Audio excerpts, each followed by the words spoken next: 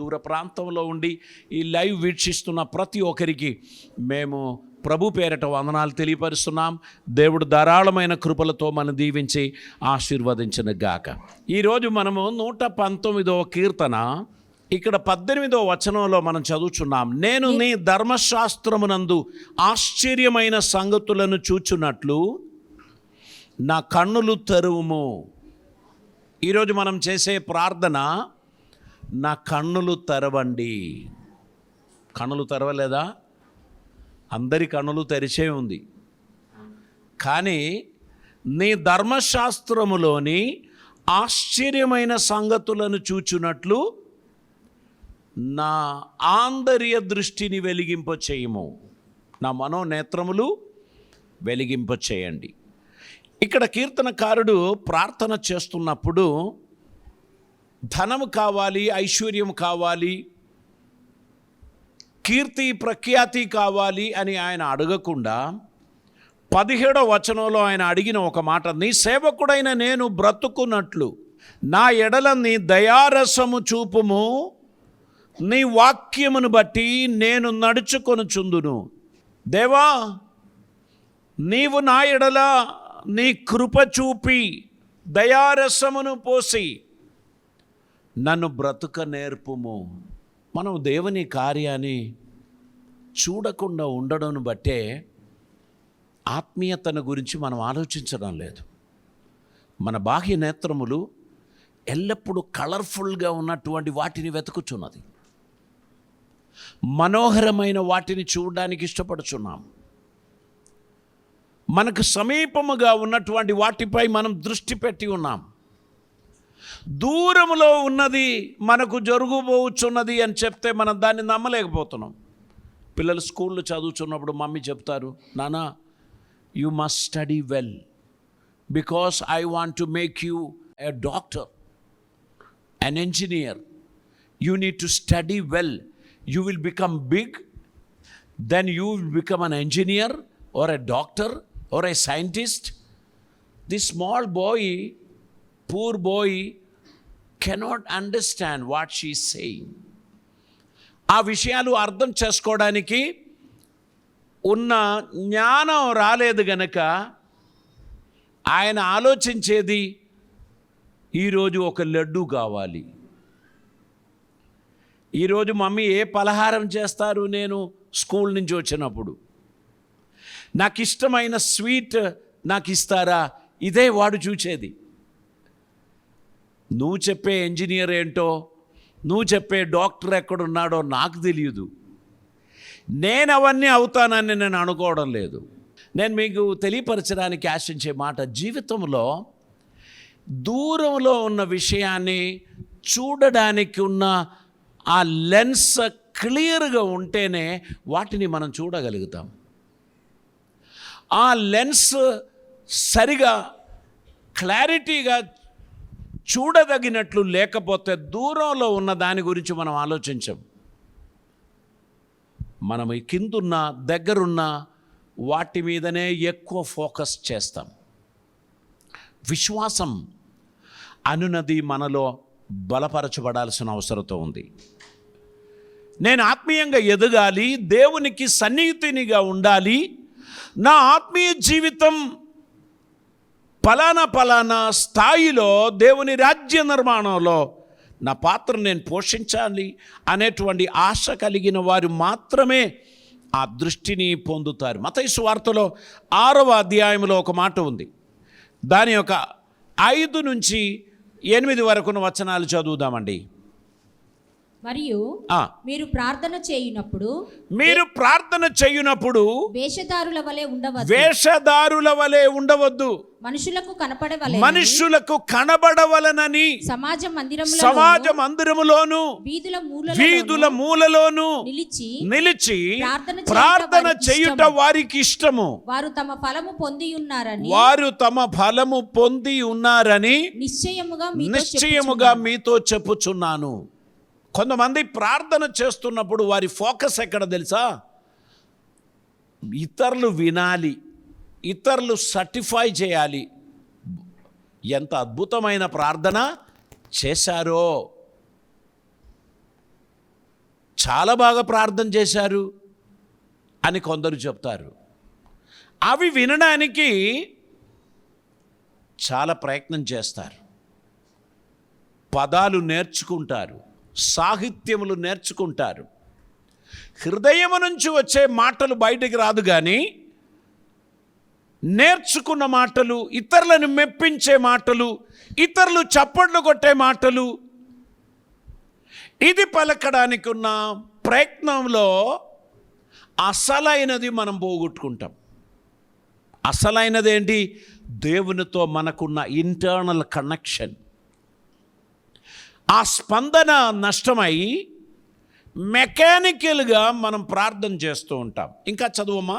నీవు ప్రార్థన చేయునప్పుడు నీ గదిలోనికి వెళ్ళి తలుపు వేసి రహస్యమందున్న నీ తండ్రికి ప్రార్థన చేయుము. అప్పుడు రహస్యమందు చూచు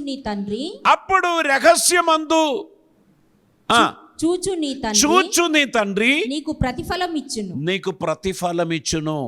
ఇంకా మరియు మీరు ప్రార్థన చేయునప్పుడు అన్యజనుల వలె వ్యర్థమైన మాటలు వచింపవద్దు. విస్తరించి మాట్లాడుట వలన తమ మనవి వినబడునని వారు తలంచుచున్నారు. మీరు వారి వలె ఉండకుడి. మీరు మీ తండ్రిని అడుగక మునిపే మీకు అక్కరగా ఉన్నవేవో ఆయనకు తెలియను. కొంతమంది టీచర్స్ కు పిల్లలు ఎన్ని పేపర్లు రాశారనేది ముఖ్యం. ఆన్సర్ రాశారా అని వాళ్ళు చూడరు. వారు పేపర్ వెయిట్ ఉంది, ఆహా మార్కులు వేసేస్తారు. కొంతమంది ఆ క్వశ్చన్కి ఆన్సర్ ఉంటే చాలు, దానికి మార్కులు ఇస్తారు. దేవుని సన్నిధిలో ప్రార్థించినప్పుడు విస్తారమైన ప్రార్థన ద్వారా అడవులకెళ్ళి వెళ్ళి, ఊర్లకెళ్ళి వెళ్ళి, చివరిగా రోడ్డు మీద పడ్డట్టు ప్రార్థన చేస్తారు. సబ్జెక్టు నుంచి తొలగిపోయి ఎక్కడెక్కడో వెళ్తారు. లాస్ట్కు ముగించడానికి తిప్పలు పడతాయి. మిగిలిన వారు ఆమెన్ అంటారు. ఆమెన్ అంటే ఇంకా ఉత్సాహం పెరుగుతుంది. మళ్ళీ ముందుకు వెళ్తారు, మళ్ళీ ఎక్కడికో పోతారు. అది కాదండి, ఆ చెప్పిన సబ్జెక్టు మీద నిలబడి ప్రార్థించాలి. ఇతరులు ఏకీభవించి ఆమెన్ చెప్పినట్లు ప్రార్థన చేయాలి. హృదయపూర్వకమైన ప్రార్థన అది దేవునికి ఇష్టం. యాకోబు తన పత్రికలో ఒక మాట చెప్పారు. 4వ అధ్యాయం 3వ వచనం చదువుదామండి. మీరు అడిగినను మీ భోగముల నిమిత్తము వినియోగించుటకై దురుద్దేశముతో అడుగుదురు గనుక మీకేమీ దొరుకుటలేదు. సో మనం ప్రార్థన మొదలుపెట్టక మునుపు మన హృదయ వాంఛ దేవునికి తెలుసు. మన హృదయ తలంపులు దేవునికి తెలుసు. శుద్ధమైన హృదయముతో, నిర్మలమైన మనసుతో మీరు చేయుచున్న ప్రార్థనకు ఫలితం ఉంది అని మీరు గుర్తుంచుకోండి. అది గంటసేపు పొడిగింపబడినదిగా లేకపోయినా సరే, ఆ ప్రార్థనలో సిన్సియారిటీ ఉందనుకోండి, నిర్మలత ఉందనుకోండి, యథార్థత ఉందనుకోండి, ఆ ప్రార్థనకు ఖచ్చితంగా జవాబుంది అనేటువంటి విషయాన్ని మనం జ్ఞాపకం చేసుకోవాలి. అదే కీర్తనకారుడు 119వ కీర్తన 17వ వచనంలో ఆయన ప్రార్థన చేస్తున్నాడు. నీ సేవకుడైన నేను బ్రతుకునట్లు నా ఎడల నీ దయారసము చూపుము. నీ వాక్యమును బట్టి నేను నడుచుకొందును. దేవునికి స్తోత్రం. ఇది మన కోరిక అయి ఉండాలి. దేవా, నేను బ్రతుకునట్లు నీ కృపను దయను నా ఎడల చూపుము. మీరు వేషధారణలు కలిగిన వారి వలె మీరు ప్రార్థించకండి. మీరు యథార్థత కలిగిన వారిగా దేవుని సన్నిధిలో ప్రార్థించండి అని కీర్తనకారుడు మనకు జ్ఞాపకం చేస్తున్నాడు. దేవునికి స్తోత్రం. నీ సేవకుని ఎడల నీ కృపను నీ దయను చూపించండి. ఆయన కావాలంటే ధనము అడగవలసి ఉండే, అడగొచ్చు, పాపులారిటీ అడగొచ్చు. ఆయన తన స్వార్థం కొరకు, తన ప్లెషర్స్ కొరకు, తన ఆనందం కొరకు ఉన్నటువంటిది అడగొచ్చు. కానీ ఇవి ఏమీ అడగకుండా నేను బ్రతుకున్నట్లు నీ కృప నాలో ఉంచండి అని అంటున్నారు. ఇంగ్లీష్ బైబిల్ మీరు చూసినట్లయితే న్యూ ఇంటర్నేషనల్ వర్షన్లో be good to your servant, నీ సేవకునికి మంచిది చేయండి. దేవుని సన్నిధానంలో దేవుని నుండి మంచిది ఆశించుచున్నవారు ప్రార్థన ముగించిన తర్వాత ఇతరులకు మంచిది చేయడానికి మనసు ఉన్నటువంటి వారై ఉండాలి. దేవునిలో నుండి మంచిది పొంది ఇతరులకు కీడు చేయువారిగా మనము ఉండకూడదు. మనము దేవుని నుండి ఏదైతే ఆశిస్తున్నామో అది ఓవర్ఫ్లో అవ్వాలి మన జీవితంలో. ఏదైతే లోపల ఉన్నదో అదే ఓవర్ఫ్లో అవుతుంది. కనుక మన కోరికలు దేవుని చిత్తానుసారమైనదిగా మార్చినప్పుడు అది మన జీవితంలో ఆదరణ, ధైర్యాన్ని కలుగ చేయడానికి కారణమవుతుంది. దేవునికి స్తోత్రం. ఇక్కడ ప్రార్థించుచున్నారు, స్పిరిచువల్ ఇన్సైట్ కొరకు ప్రార్థిస్తున్నారు. నా మనోనేత్రములు వెలిగించండి, నీ ధర్మశాస్త్రములోని ఆశ్చర్యమైన సంగతులను చూడడానికి తగినట్లు నన్ను దర్శించు, నా కన్నులను తెరవము అని ప్రార్థన చేస్తున్నారు. మనం ఏదైనా ఒక దృశ్యం చూస్తున్నప్పుడు దాని అవతల ఇంకా ఏమున్నదో మనకు తెలియదు, మనం దాన్నే చూస్తాం. ఒకసారి మనం ఒక్క కార్యాన్నే చూసుకోగలం. మీ దృష్టి దేనిపై ఉంది అదే మీకు కనిపిస్తుంది. మీరు పైనున్న వాటిని నేర్చుకోవాలని, పొందాలని ఆశ కలిగిన వారైతే పైనున్న వాటిని దేవుడు మీకు దయచేస్తాడు. మీరు కిందున్న వాటిని పొందాలని ఆశ కలిగి ఉన్నట్లయితే ఈ కిందున్న వాటిని మాత్రమే మీరు పొందగలుగుతారు. ఇది తాత్కాలికం, అది శాశ్వతం. గనక మనం ఎల్లప్పుడూ కూడా బైఫోకల్ విషన్ మనకు ఉండాల్సిన అవసరత ఉంది. ఒకవైపు మనం దగ్గర ఉన్నది చూస్తున్నాం, దాని గురించి మాట్లాడుతున్నాం.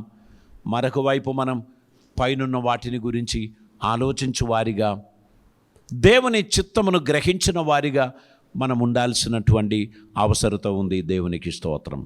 ప్రభు ప్రార్థన నేర్పించినప్పుడు పరలోకమందున్న మా తండ్రి నీ నామం పరిశుద్ధపరచబడిన గాక అంటే నా జీవితము ద్వారా నీ నామానికి ఉన్న పరిశుద్ధత ఏమాత్రం మలినము కాకుండా, నా జీవితం ద్వారా నీ నామమునకున్న పరిశుద్ధత ఏమాత్రం తగ్గిపోకుండా అది కాపాడుకోవడానికి నాకు కృప ఇవ్వండి అనేది అర్థం.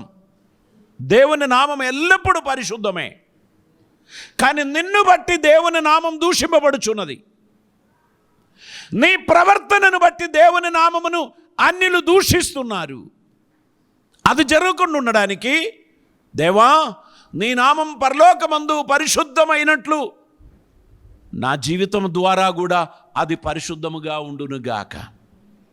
నా తలంపులు, నా మాటలు, నా చర్యలు లోకం చూచినప్పుడు నిన్ను దూషించేదిగా ఉండకుండా ఉండినట్లు నన్ను నేను శుద్ధి చేస్తూ నీ అడుగుజాడలో నడిచే ధన్యత నాకు దయచేయండి అని మనం ప్రార్థన చేయాలి.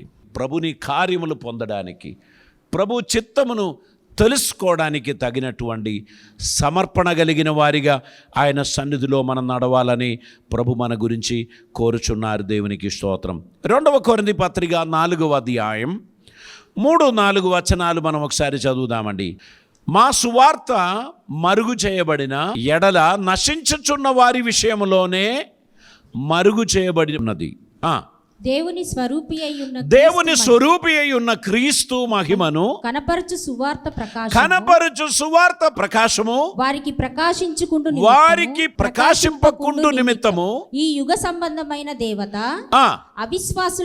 అవిశ్వాసులైన మనోనేత్రములకు గుడ్డితనము కలుగజేసెను. ఈ యుగ సంబంధమైన అధికారి అవిశ్వాసులైన వారి మనస్సును ఏం చేశారు? గుడితనం కలగజేశారు. వారి కన్నులు కనబడుతుంది, వారి లోకంలో ఉన్నవన్నీ చేస్తున్నారు. వారు ఐపీఎస్, ఐఏఎస్, ఎఫ్ఆర్సిఎస్ డిగ్రీలు చదువుకున్నారు, ఉన్నతమైన స్థాయిలో ఉన్నారు. కానీ దేవుని మర్మములను గ్రహించడానికి వారి మనోనేత్రములు గుడితనం కలుగచేసి ఉన్నది. ఏమాత్రం వారు దానిని పరిశీలించి తెలుసుకుందామనే ఆలోచన కూడా వారికి కలుగుటలేదు గనక వారు ఒక రకమైన ఆచారములో వారు ముందుకు వెళ్తున్నారు. సత్యాన్ని అన్వేషించాలనే ఆలోచన, ఆశ వారికి కలుగుతలేదు. వారు ఏదైతే నమ్మారో దాన్ని వారు కొనసాగిస్తున్నారు. సత్యమును వెతకడానికి ఉన్న మనస్సు వారికి రావడం లేదు. కారణం, వారి మనస్సును గుడ్డితనం కలుగజేసి ఉన్నది. వారి మనోనేత్రములు వెలిగివ్వకుండా ఉండడానికి ఉన్న ప్రయత్నం జరుగుతున్నది. ఇంకా మనం చూసినట్లయితే లూకాసు వార్త 24వ అధ్యాయం 45వ వచనాన్ని మనం చదువుదామండి. అప్పుడు వారు లేఖనములు గ్రహించినట్లుగా ఆయన వారి మనస్సును తెరిచి, క్రీస్తు శ్రమపడి మూడవ దినమున మూడవ దినము మృతులలో నుండి లేచననియు యెరూషలేము మొదలుకొని సమస్త జనులలో ఆయన పేరట మారు మనస్సును పాప క్షమాపణను ప్రకటింపబడుననియు రాయబడి ఉన్న వివరాలు వారికి తెలియపరిచారు. దేవునికి స్తోత్రం. వారి కన్నులు తెరిచారని కాదు, వారి మనస్సు తెరిచారు అంటున్నారు. వారు మర్మములను గ్రహించదగినట్లు వారి మనస్సును తెరిచారు. చాలాసార్లు మనసులు అది మూయబడి ఉన్నది గనక దేవుని మర్మములను మనం గ్రహించలేకుండా పోవచ్చున్నాం. మన ఆత్మీయ జీవితం పరిపోషింపబడడానికి మన మనోనేత్రములు వెలిగింపబడాల్సిన అవసరత ఉంది. ప్రభువా, నీ వాక్యం నేను గ్రహించినట్లు, నీ మర్మములు నేను గ్రహించినట్లు, నీ సత్యములో నేను నడిచినట్లు నా మనోనేత్రములు వెలిగింపచేయండి. మనం నడిచి వెళ్ళుచున్నప్పుడు రాళ్ళు ఉంటే మనం దాటిపోతాం, పక్క నుంచి పోతాం, ఎందుకంటే అది మనకు కనిపిస్తుంది. కానీ దుష్టుడు పెట్టిన కుతంత్రములు, వాని దురుద్దేశములు గ్రహించడానికి మన మనోనేత్రములు వెలిగింపబడాలి. లేకపోతే మనం అపవాది యొక్క మాయోపాయములలో మనం పడిపోతాం, దేవుని కృప నుండి మనము తప్పిపోతాం. ఆ చెప్పిన మాటలు కరెక్ట్ అని మనకు అనిపిస్తుంది. ఎందుకని? వారు బైబిల్ రెఫరెన్సే మనకు చూపిస్తారు. బైబిల్ రెఫరెన్స్ చూపించి మనతో మాట్లాడు, అవును కదా అని మనకు అనిపిస్తుంది. కానీ దాని వెనకాల ఉన్నది కుట్రపూరితమైన ఆలోచనలే. మీరు సత్య వార్త నుండి, పథ్యమైన వాక్యము నుండి తొలగిపోకుండా ఉండునట్లు మీ మనోనేత్రములు వెలిగింపబడిన వారిగా దేవుని సన్నిధిలో మీరు నడవాలని దేవుడు కోరుచున్నారు. దేవునికి స్తోత్రం. సత్యమును గ్రహించడానికి తగిన కన్నులు నాకు దయచేయండి అని మనం ప్రార్థన చేయాలి.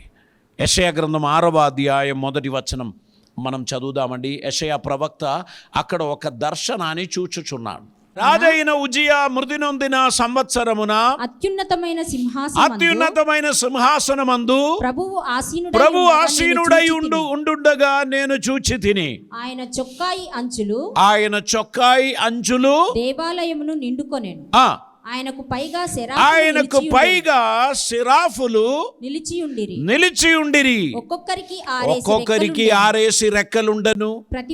ప్రతివాడు 2 రెక్కలతో తన ముఖమును రెండితో తన కాలును కప్పుకొనుచు రెంటితో ఎగురుచుండెను. వారు సైన్యములకు అధిపతియగు యెహోవా పరిశుద్ధుడు సర్వలోకము ఆయన మహిమతో నిండి ఉన్నది అని గొప్ప స్వరముతో గాన ప్రతిగానము చేయుచుండిరి. ఈ సిరాఫులు 6 రెక్కలున్నటువంటి వారు 2 రెక్కలతో వారి ముఖమే కప్పుకున్నారు, 2 రెక్కలతో వారి పాదములు కప్పుకున్నారు, 2 రెక్కలతో వారు ఎగురుతూ ఒకనితోనొకడు సైన్యములకు అధిపతియగు యెహోవా పరిశుద్ధుడు పరిశుద్ధుడు పరిశుద్ధుడు అని వారు దేవునికి స్తోత్రం చెల్లించుచున్న దృశ్యాన్ని యెషయా చూశాడు. ఇంకేమైంది చదవండి. వారి కంఠస్వరముల వలన గడప కమ్ముల పునాదులు కదులుచు మందిరపు ధూపము చేత నిండగా నేను అయ్యో నేను అపవిత్రమైన పెదవులు గలవాడను, అపవిత్రమైన పెదవులు గల జనుల మధ్యను నివసించువాడను, అపవిత్రత కలిగిన పెదవులు కలిగిన జనుల మధ్యలో నివసించువాడను.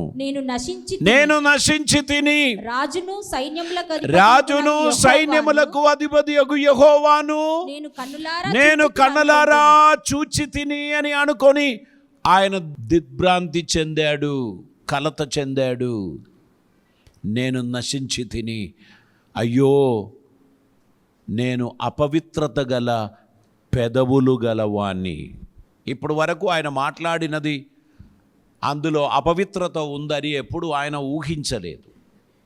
ఎప్పుడైతే దివ్య దర్శనం ఆయన చూచినప్పుడు యెహోవా పరిశుద్ధుడు పరిశుద్ధుడు పరిశుద్ధుడు అని దూతల చేత పొగడబడుచున్న ఆయన ప్రెసెన్స్ చూచినప్పుడు తనలో ఉన్న అపవిత్రత తనకు కనబడింది. దేవునికి స్తోత్రం.